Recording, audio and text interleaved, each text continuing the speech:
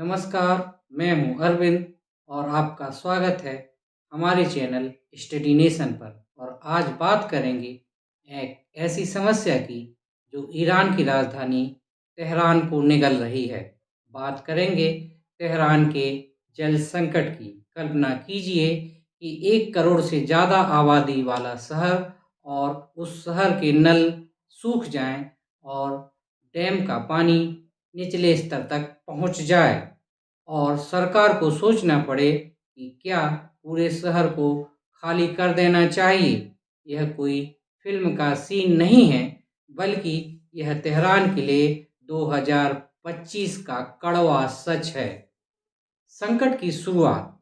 Tehran का जो जल संकट है, यह उसके लिए कोई नई बात नहीं है, लेकिन 2025 में यह अपने चरम पर पहुंच चुका है। ईरान पिछले 5 साल से सूखे की चपेट में है और इस साल तो हालात इतने बिगड़ गए हैं कि तेहरान क्षेत्र में वर्षा में 100% गिरावट दर्ज की गई है।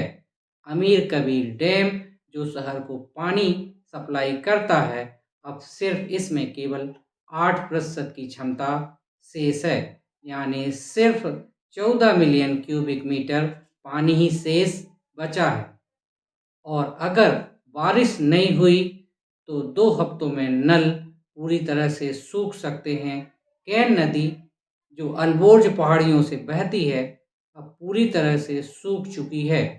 डैम का निचला तल तक दिखाई दे रहा है और यह सिर्फ तेहरान तक सीमित नहीं है। पूरे ईरान में जल स्तर 60 साल के सबसे निचले स्तर तक पहुंच गया है। अब सवाल यह है कि आखिर यह सब क्यों हो रहा है? तो इसके लिए सबसे बड़ा जवाब है जलवायु परिवर्तन। ईरान के तापमान में 40 से 50 डिग्री सेंटीग्रेड तक पहुंच गया है और बर्फ की चादर 98% तक कम हो गई है। लेकिन दोस्तों, इन सब के लिए प्रकृति अकेले दोषी नहीं है। दशकों की खराब प्रबंधन ने संकट को और गहरा दिया है। ईरान का 90% पानी कम उत्पादक वाले कृषि पर खर्च किया जा रहा है, स्वावलंबन के नाम पर। अवैध कुओं की खुदाई, ज़्यादा डैम बनाना और पानी की बर्बादी ने भूजल को चूस लिया है। तेहरान में जमीन हर साल 300 मिलीमीटर के करीब धंस रही है, जो इमारतों के लिए खतरा है। 75% ईरानी इसे सरकारी अक्षमता का दोष देते हैं, न कि प्रकृति या प्रतिबंधों का। हाल ही में इजराइल के साथ 12 दिनों के युद्ध में भी पानी की आपूर्ति बाधित हो गई थी। कुल मिलाकर यह जल दिवालियापन है, जहां संसाधन खत्म हो जाते हैं। इस संकट का असर ईरान में रोजमर्रा की जिंदगी पर पड़ रहा है। तेहरान में रात 12 बजे से सुबह तक पानी का प्रेशर कम कर दिया गया है। एक तरह से पानी की राशनिंग की जा रही है। बोतल बंद पानी की कीमतें आसमान छू रही हैं और लोग स्टोरेज टैंक खरीदने लगे हैं।